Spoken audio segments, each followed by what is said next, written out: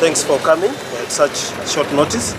The President will address, just a quick short address, go on 2019 and what's in store. Most of the Christmas this year has disappeared. So over to you, Mr. President. Yeah, thank you very much. I wish to just state that today I had to come here at Mtukudzi terminus, which is a public terminus for most of our people. The reason why I had to come here is because of the current circumstances and hardships people are facing and suffering from. So I had to go to the terminus to meet with various Zimbabweans who are traveling outside the country, who are traveling to the various rural areas, who are trying to make ends meet, who are trying to visit their families so that they have time to share with their relatives in the countryside. So I must say that the situation is very dire. I met with individuals who told me about how difficult life is. Just for example, those who were going to Murambinda, they were telling me that the bus fare rose from $7 to about $50. Those who were going to Bora in Murewa also told me that they are paying a lot of money. The hardships are just unbearable. There is no cash, the fuel is in short supply, the queues are all over, our doctors are suffering. I hear that the government wants to play macho by saying that doctors must be suspended or dismissed, which is very unfortunate, because we are back to the old ways of Zanu-PF, wherein our professionals are victimized. We've also seen that teachers have difficulties. They have not had an adjustment of their wage or their salary. They are still being paid the $300, yet prices have gone up 5 times. This is the situation with most of the civil servants. This is the situation with most of the Zimbabweans across the whole country. And it's a worrisome situation.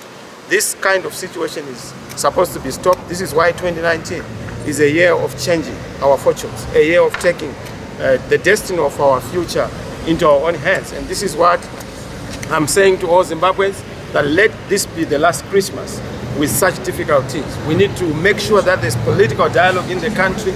We resolve all the pertinent issues that are affecting the country. We have stated that there are 5 issues that must be resolved.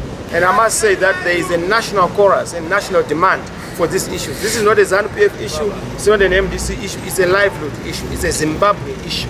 And we need to come together as a people, dialogue on the key issues affecting Zimbabwe and move the country forward. So I must say that yes, I've seen it for myself. I'm touched and humbled by the kind of support from the people across the political divide, across the rural-urban divide, and of course all the age groups. I was at Mbare.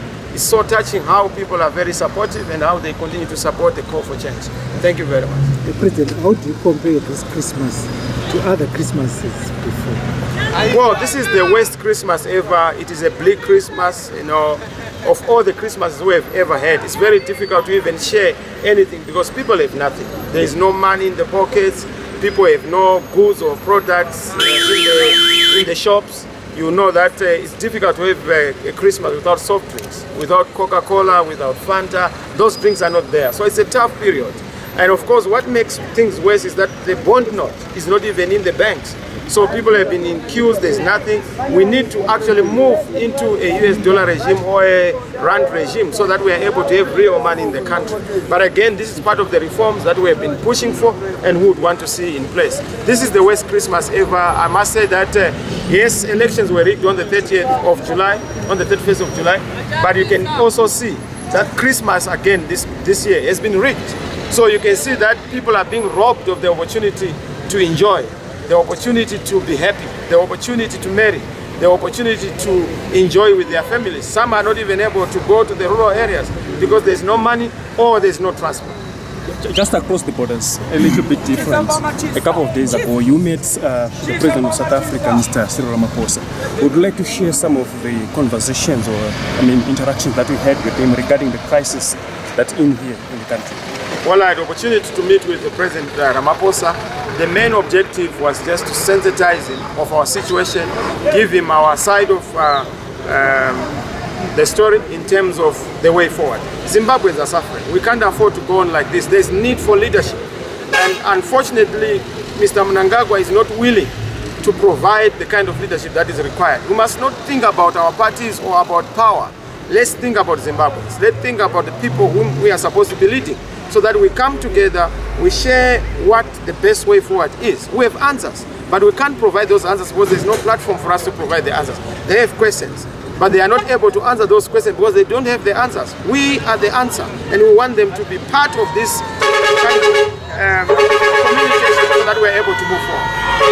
So should the Zimbabweans take this as a signal towards the government of coalition or some sort? Well, look, people are talking about a coalition government.